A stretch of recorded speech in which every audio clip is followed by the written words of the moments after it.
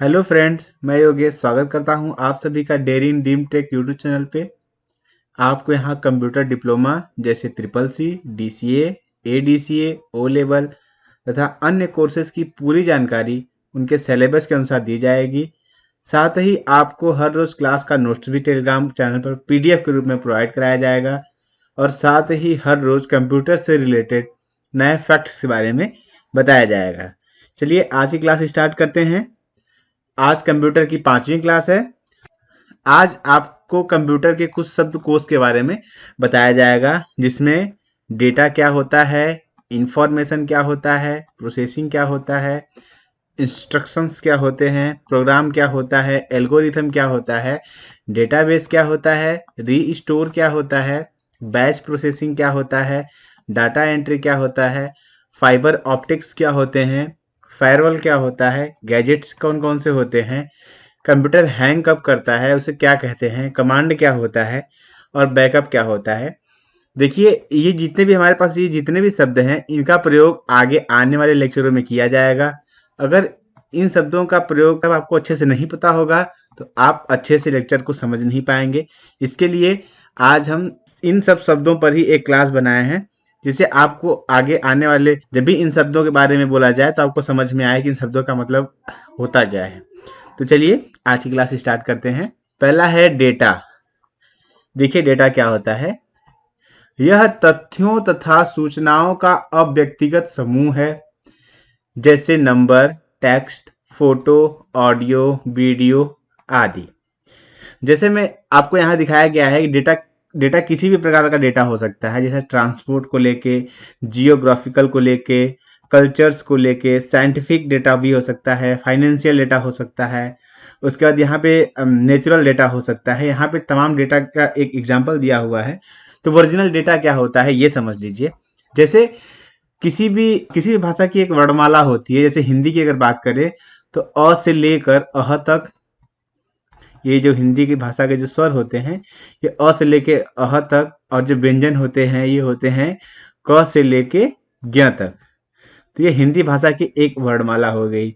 अब इस ऐसे ही अगर हम अंग्रेजी भाषा की बात करें तो ए से लेकर के जेड तक जो हमारा अंग्रेजी भाषा की जो वर्णमाला है, इसमें ए से जेड तक कैरेक्टर्स आते हैं। अगर इसी तरह अगर हम मैथ की बात करें तो जैसे 0 से लेके 9 तक, ये जो होता है नंबर्स होते हैं। तो ऐसे ही किसी भी किसी भी भाषा की वर्णमाला और नंबर्स की बात करें तो 0 से लेके 9 तक जितने नंबर होते हैं, इसके साथ ही कुछ स्पेशल कैरेक्टर जैसे प्लस, माइनस, उसके बाद गुणे का निशान, भागे का निशान, उसके बाद बड़ा कोष्टक, छोटा कोष्टक, महिला कोष्टक, ये जो भी चीजें होती हैं, ये सब एक तरीके का डेटा होता है। जैसे में डेटा में सब कुछ हो सकता है। ऐसे कि अगर हम हिंदी वर्णमाला की बात करें तो अ से लेके अह तक, क से लेके ज्ञ तक जो भी चीजें होती हैं, तो हिंदी भाषा में जो भी जहां भी लिखा होगा वो क अ से लेके अह और क से लेके ज्ञ तक के बीच में का ही लिखा होगा। तो इसमें हमारी पूरी हिंदी भाषा आ जाएगी। जैसे हमने यहाँ प्रयोग किया है, यहाँ पे हमने जो भी परिभाषा लिखी है ये पूरी हिंदी भाषा में लिखी है। तो ये भाषा कहीं ना कहीं हिंदी वर्णमाला से ही ली गई है, हिंदी वर्णमालाओं को मिलाकर ही बनाई गई है। तो डेटा का मतलब ये होता है कि इसी किसी भी भाषा की वर्णमाला से रिलेटेड या उस भाषा से पूरा शब्द जो मिलकर बना हुआ है उससे। और इसके बाद क्या होता है, जो हमारा डेटा होता है, डेटा ग्रुप में हमारा टेक्स्ट भी हो सकता है, हमारा ऑडियो भी हो सकता है, हमारा वीडियो, ये जो भी होता है ये हमारा एक तरीके का डेटा होता है। जैसे हम अगर अपने मेमोरी कार्ड में अगर कुछ सेव करते हैं, अपने फ़ोन में कुछ सेव करते हैं, तो हम कहते हैं कि अपने कंप्यूटर के अंदर हमने डेटा को सेव कर लिया। तो या तो हम फ़ोटो को सेव करते हैं, या ऑडियो सेव करते हैं, या वीडियो सेव करते हैं, या तो टेक्स्ट से लिखी हुई कोई फ़ाइल को सेव करते हैं। तो ये जब सारी चीज़ें होती हैं, जैसे टेक्स्ट हो गया, ऑडियो हो गया, वीडियो हो गया और फ़ोटोज़ हो गए, ये सब जो होता है इन्हीं सबको हम क्या कहते हैं, डेटा कहते हैं। अब आगे समझते हैं, आगे इन्फॉर्मेशन क्या होता है। जब डेटा को उपयोगी बनाने के लिए इसे व्यक्तिगत, संगठित तथा संरचित किया जाता है, तब प्राप्त डेटा सूचना कहलाती है। देखिए डेटा और सूचना में एक बस थोड़ा सा डिफरेंट है। जैसे मान लीजिए अगर आप किसी लाइब्रेरी में पढ़ने के लिए जाते हैं तो उस लाइब्रेरी में ढेर सारी किताबें रखी होती हैं। तो जो ढेर सारी किताबें रखी हैं वो हमारा एक डेटा हो गया, ठीक है। और उन लाइब्रेरी में जाने के बाद आप जब कुछ किताबें निकाल के पढ़ते हैं, तो जो आपके काम की किताबें हैं तो आप उन किताबों में से कोई कुछ चीज़ नोट भी करते हैं अपने पेपर पे, कुछ चीज़ें जो आपकी काम की चीज़ें होती हैं उसको नोट भी करते हैं। तो उसमें से जो काम लायक चीज़ें होती हैं उसको आप निकाल के अलग से रखते हैं या उसको रीड करते हैं, उसको याद करते हैं। तो डेटा का मतलब ये हो गया कि लाइब्रेरी में रखी हुई जो सारी बुकें हैं वो एक डेटा हो गई, लेकिन उसमें से जो आपके जो काम की चीज़ जो निकल के बाहर आई वो इन्फॉर्मेशन होती है। ठीक है, जैसे में लाइब्रेरी में पूरी बुक है तो वो पूरा डेटा हो गया, लेकिन उसमें से जो बुक आपके काम की है वो आपके लिए एक इंफॉर्मेशन है। तो डेटा और इंफॉर्मेशन में यही अंतर होता है। आगे चलते हैं। अगला है प्रोसेसिंग। देखिए प्रोसेसिंग क्या होता है, यह सूचना में परिवर्तित करने के लिए डेटा पर किए गए कार्य का क्रम है। ठीक है, अब देखिए जैसे क्या होता है, जैसे कि अगर हमको कोई बोल देता है कि 2+2 क्या होता है, तो हम क्या करते हैं, हम थोड़ी देर अपने दिमाग में इस दिमाग में सोचते हैं कि 2+2 क्या होता है। हम अपने दिमाग से क्या करते हैं, कैलकुलेशन करते हैं, उसके बाद हम बताते हैं कि 2 और 2 4 होता है। ठीक है, उसी तरीके जब कंप्यूटर को हम कोई भी काम करने के लिए देते हैं, अपने इनपुट डिवाइस के थ्रू कोई भी काम करने के लिए जब हम अपने कंप्यूटर को देते हैं, तो कंप्यूटर हमारा थोड़ी देर उसको सोचता है, उसको समझता है, उसको अंदर ही अंदर प्रोसेस कर रहा होता है। जब वो प्रोसेस कर लेता है तो फिर हमारे इस स्क्रीन पे हमारा जो है जो उत्तर आता है, जो आउटपुट आता है, हमारे इस स्क्रीन पर शो करने लगता है। तो इनपुट जब हम देते हैं, तो जब वो कंप्यूटर जो हमारा सोचता है, समझता है, तो उसी को हम क्या कहते हैं, प्रोसेसिंग। जैसे हम जो चीज़ अभी सोच रहे थे कि किसी ने कहा कि 2+2 क्या होता है, तो पहले मैं सोचा कि 2+2 क्या होता है, मेरे दिमाग में एक क्रिया चली, जो मेरे दिमाग में वो क्रिया चल रही है उसी क्रिया को हम कहते हैं प्रोसेसिंग। मतलब सोचने समझने को कहते हैं प्रोसेस करना, और सोचने समझने के बाद जो हम उत्तर देते हैं वो हमारा क्या होता है, आउटपुट होता है। चलिए आगे चलते हैं। अगला है बैच प्रोसेसिंग क्या होता है। देखिए जब हम कंप्यूटर को डेटा देते हैं, एक एक करके डेटा देते हैं, एक एक मतलब 2 3 4 या फिर ABC, जब हम कुछ ऐसा करके जब कंप्यूटर को डेटा देते हैं तो वो होता है एक सिंगल प्रोसेसिंग होता है। ठीक है, मतलब एक एक अक्षर का प्रोसेस करता है। लेकिन हम क्या करते हैं, जब हम अपने बैकग्राउंड में 3-4 फाइलें चला रखे होते हैं, जैसे मैं मैंने गाना भी बजा रखा है, इंटरनेट भी मैं चला रहा हूँ, साथ में फोटो भी एडिट कर रहा हूँ, तो क्या होता है उस टाइम जो हमारा CPU होता है, उस टाइम जो हमारा ये CPU होता है, CPU के पास क्या होता है, अलग अलग बैच प्रोसेस, मतलब डेटा जो होता है बैच वाइज बन के जाता है। मतलब हर डेटा का एक अलग से डिब्बा नुमा बना होता है, मतलब एक बैच बना होता है। अब उस बैच में जो होता है, हमारा जो भी डेटा होता है वो CPU के पास जाता है प्रोसेस करने के लिए। जैसे ये हो गया, मतलब मैंने गाना बजा रखा है, तो हो सकता है ये VLC मीडिया प्लेयर का ही डेटा हो सकता है। उसके बाद अगला डेटा हो सकता है कि ये फोटोशॉप का हो, क्योंकि मैं फोटो भी बना रहा हूँ। तो ये अलग अलग जो बॉक्स नुमा जो डेटा होके जाते हैं हमारे कंप्यूटर के पास, यही होता है बैच प्रोसेसिंग। मतलब क्या होता है, जो हमारे डेटा होता है उनका ग्रुप होके एक बैच बन जाता है, और वो जब जो बैच होते हैं वो जब बारी बारी सिस्टम के पास, मतलब CPU या प्रोसेसर के पास जब प्रोसेस होने के लिए जाते हैं, तो इसी को क्या कहते हैं, बैच प्रोसेसिंग कहते हैं। सिंगल प्रोसेसिंग का मतलब क्या होता है, मान लीजिए कि जब अगर सिर्फ हमने ऑडियो गाना प्ले करके रख दिया और उस समय हम कंप्यूटर पे कोई काम नहीं कर रहे हैं, तो क्या होगा कि वो ऑडियो गाना जो बज रहा होता है वो सिंगल सिंगल जाके प्रोसेस होता रहता है। लेकिन जब कंप्यूटर पे हम क्या करते हैं, एक से ज़्यादा सॉफ्टवेयर चला रखे होते हैं, तो क्या होता है, हर सॉफ्टवेयर का क्या होता है, जो डेटा होता है वो एक बैच क्रिएट करता है, और बैच बनने के बाद फिर वापस CPU के पास जाता है प्रोसेस होने के लिए। इसी को हम क्या कहते हैं, बैच प्रोसेसिंग कहते हैं। आगे चलते हैं। अगला है इंस्ट्रक्शंस और दूसरा है कमांड। अब हम इन दोनों को समझते हैं। किसी भी कार्य को संपन्न करने के लिए कंप्यूटर द्वारा यूजर को दिए गए निर्देश इंस्ट्रक्शंस कहलाते हैं। जैसे मान लीजिए हम जब कंप्यूटर पर कोई भी काम कर रहे होते हैं, तो उस पर साफ साफ लिखा होता है कि कृपया आप इस इंस्ट्रक्शंस का पालन करिए और आगे बढ़िए। ठीक है, कंप्यूटर हमें कुछ इंस्ट्रक्शंस देता है कि आप इन्हीं इंस्ट्रक्शंस को लेकर आप आगे बढ़ सकते हैं। तो क्या होता है, जब कंप्यूटर अपने यूजर को, ये जो कंप्यूटर है, ये जब अपने यूजर को कोई बात कह रहा होता है, कोई निर्देश दे रहा होता है, तो वह कहलाता है हमारा इंस्ट्रक्शंस। लेकिन आगे देखिए क्या होता है, कमांड। कंप्यूटर में किसी कार्य को पूरा करने के लिए जब कोई निर्देश दिया जाता है तो उसे कमांड कहते हैं। जब यूजर किसी कंप्यूटर को निर्देश दे रहा होता है कि देखिए आपको ये काम करना है, तो जब एक यूजर जब किसी कंप्यूटर को कोई निर्देश दे तो वह कहलाता है कमांड।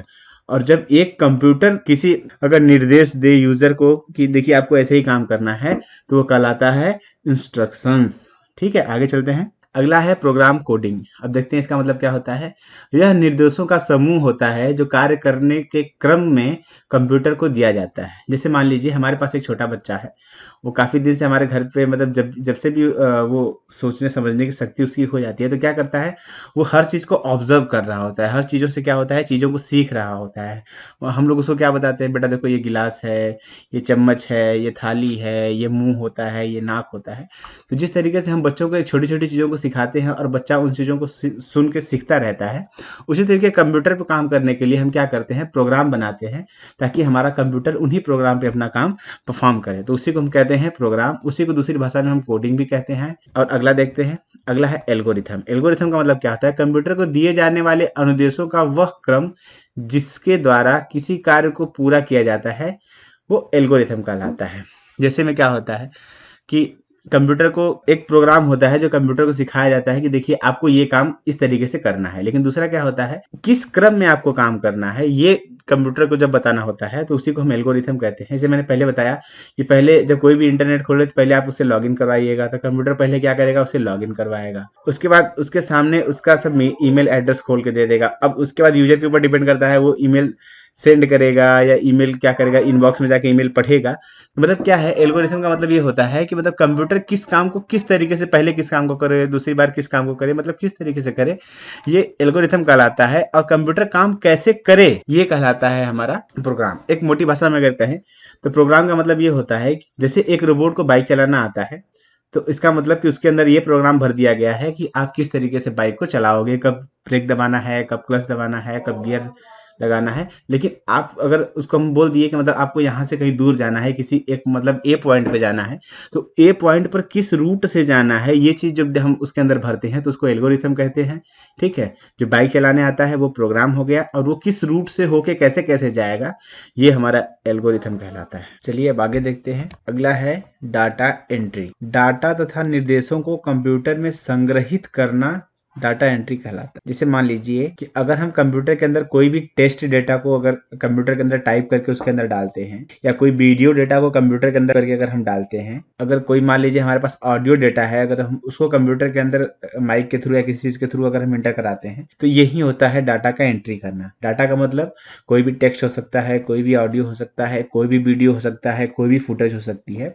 तो जब हम इन सारी चीजों को जब कंप्यूटर के अंदर जब स्टोर करते हैं, तो इसी को हम क्या कहते हैं, डाटा एंट्री करना। अगला है डाटाबेस। क्या होता है, डाटाबेस सूचनाओं तथा महत्वपूर्ण डाटा का संग्रह होता है, जिसकी सहायता से आवश्यकता पड़ने पर डाटा को आसानी से प्राप्त किया जा सकता है, अपडेट किया जा सकता है तथा मैनेज किया जा सकता है। देखिए क्या होता है, ये जो है ये लोग एक डाटा एंट्री ऑपरेटर हैं, ये क्या करते हैं, डेटा को कंप्यूटर के अंदर इंटर कराते हैं, टाइप करके या माइक के थ्रू या किसी भी तरह से कंप्यूटर के अंदर डेटा को, इन लोगों का काम है कंप्यूटर के अंदर डेटा को भरना। लेकिन अब डेटा कंप्यूटर स्टोर कहाँ करता है, उसके लिए उसका जो एक मेमोरी होता है उसमें क्या करता है, हमारा कंप्यूटर क्या करता है, डेटा को स्टोर करता है। लेकिन जब हम किसी बड़ी कंपनी में काम कर रहे होते हैं, तो हम जो काम करते हैं वो काम ऑनलाइन करते हैं, और हम जो भी डेटा सेव करते हैं ये कहीं दूर किसी सर्वर में जाकर स्टोर होता है। जरूरत पड़ने पर उस डेटा को हम वापस भी ले सकते हैं, उस डेटा को आसानी से हम अपडेट भी कर सकते हैं, उसको आसानी से मैनेज भी कर सकते हैं, और आसानी से वापस प्राप्त भी कर सकते हैं। तो जब ये सारा डेटा हमारा जहां जाके स्टोर होता है, जिस भी सर्वर पे स्टोर होता है, तो उसी को हम क्या कहते हैं, उसी को हम डेटा बेस कहते हैं। आगे चलते हैं। अगला है फाइबर ऑप्टिक्स और फायरवॉल। क्या होता है, पहले देखते हैं फाइबर ऑप्टिक्स क्या होता है। यह कांच या प्लास्टिक से बना एक पतला तार होता है जिसके द्वारा डाटा एक स्थान से दूसरे स्थान पर स्थानांतरित किया जाता है। फाइबर ऑप्टिक्स प्रकाश क्रिया पर आधारित होता है। जैसे जानते हैं, जैसे हमारे पास कोई अगर एक केबल होती है, उस केबल के थ्रू हम क्या करते हैं, एक तरफ केबल के थ्रू हम किसी भी करंट को फ्लो कराते हैं। लेकिन कंप्यूटर की बात करें तो हम केबल के थ्रू क्या करते हैं, डेटा का फ्लो कराते हैं। तो फाइबर ऑप्टिक का मतलब ये होता है, इसके अंदर जो भी वायर लगा होता है वह एक शीशे का, मतलब एक कांच का वायर लगा होता है, एक फाइबर का वायर लगा होता है।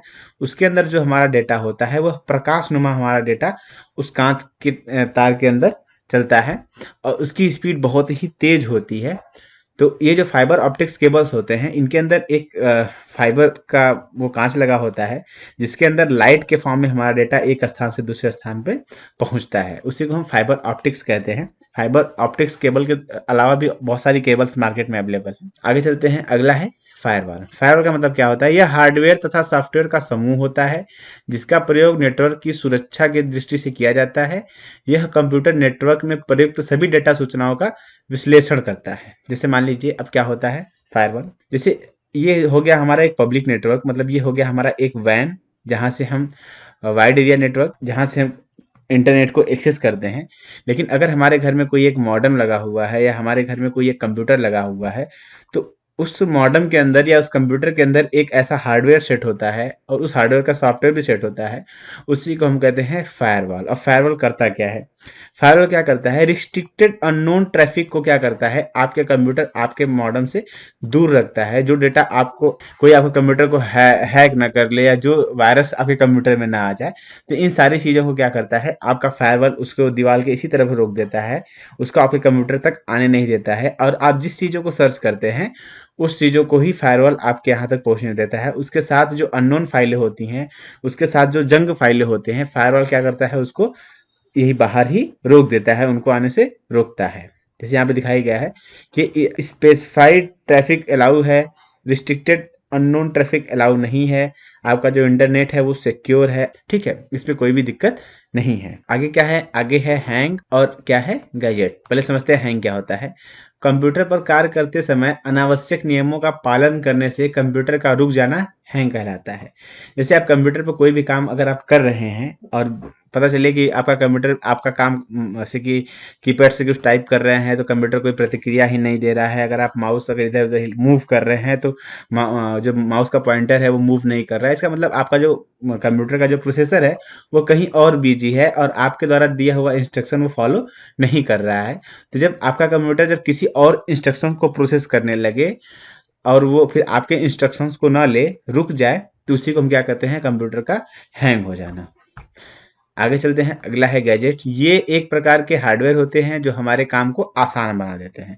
गैजेट्स का मतलब ये होता है कि जो हमारे काम को आसान बनाते हैं वो अलग से कुछ हार्डवेयर होते हैं। जैसे क्या करते हैं हम एयरपॉड्स को यूज़ करते हैं गाना सुनने के लिए, बातें करने के लिए, तो ये अलग से एक ऐसा गैजेट है जो हमारी बात करने में या गाना सुनने में आसानी देता है। ये अलग से स्पीकर है, जब गाना तेज़ सुनना होता है तो हम स्पीकर का प्रयोग करते हैं। इंटरनेट चलाने के लिए मॉडेम का प्रयोग करते हैं और बातचीत करने के लिए मोबाइल फ़ोन का इस्तेमाल करते हैं। किसी भी दस्तावेज को प्रिंट करने के लिए प्रिंटर का प्रयोग करते हैं।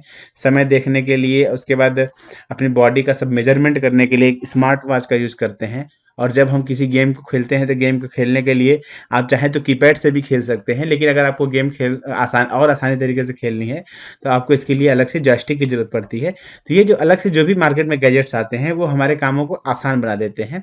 तो जो भी हार्डवेयर हमारे मार्केट में आते हैं जो हमारे कामों को आसान बनाते हैं उन्हीं को हम क्या कहते हैं? गैजेट्स कहते हैं। चलिए आगे देखते हैं। अगला है बैकअप क्या होता है, रीस्टोर क्या होता है, देखते हैं। कंप्यूटर द्वारा डिस्क पर आधारित सभी सूचनाओं की एक कॉपी बना दी जाती है जिसे बैकअप कहते हैं। भविष्य में आवश्यकता पड़ने पर बैकअप में स्टोर डेटा को रिस्टोर कर उपयोग किया जाता है। जैसे मान लीजिए अगर आप कोई काम कर रहे हैं तो उस सारे काम को आप किसी एक जगह, डिस्क का जो डेटा होता है, किसी एक जगह एक छोटी सी फाइल नुमा बनाकर उसको वापस किसी एक जगह सेव कर देते हैं, ठीक है। अगर मान लीजिए बाय द वे आपका बीच में कंप्यूटर खराब हो जाता है, हैंग कर जाता है या डिलीट कर जाता है या बिगड़ जाता है, जिससे आपका डेटा अगर लॉस हो जाता है, तो जो आप डेटा बैकअप में रखे हुए हैं किसी दूसरे ड्राइव में, किसी दूसरे डिस्क में, जो आप बैकअप बना के किसी डेटा का रखे हुए हैं, तो बाद में आप क्या कर सकते हैं? रिस्टोर कर सकते हैं। उन्हीं डेटा को वापस आप अपने कंप्यूटर में फिर से रिस्टोर कर सकते हैं। तो देखिए यहाँ रिस्टोर का मतलब होता है पुनः दशा में या पूर्व की स्थिति में लाना। जैसे डेटा पे कोई काम कर रहे हैं तो उसे बैकअप बना के रख दिया, कंप्रेस करके रख दिया, और जब जरूरत पड़ी तो फिर उस डेटा को अपने कंप्यूटर में रिस्टोर कर लिया, अगर बाय द वे कोई डेटा हमारा डिलीट हो जाता है तो। आज की क्लास में बस इतना ही। कल की क्लास में हम जानेंगे आउटपुट डिवाइस क्या होती हैं, इनपुट डिवाइस क्या होती हैं, और उनको काफ़ी डिटेल्स में एक्सप्लेन करेंगे। अगर आपको ये वीडियो पसंद आई हो तो वीडियो को लाइक करें, शेयर जरूर से करें, साथ ही हमारे चैनल को सब्सक्राइब करें, बेल आइकन जरूर से प्रेस करें। अगर आपका किसी तरीके का सवाल रह गया हो तो कमेंट बॉक्स में पूछें, हम हर सवाल का जवाब जरूर से देंगे। अगर आपने अभी तक टेलीग्राम चैनल को ज्वाइन नहीं किया है तो नीचे डिस्क्रिप्शन में टेलीग्राम चैनल का लिंक दिया हुआ है, उसे जरूर से ज्वाइन करें, क्योंकि हम हर रोज के क्लास का वहां पर PDF प्रोवाइड करते हैं। धन्यवाद, जय हिंद।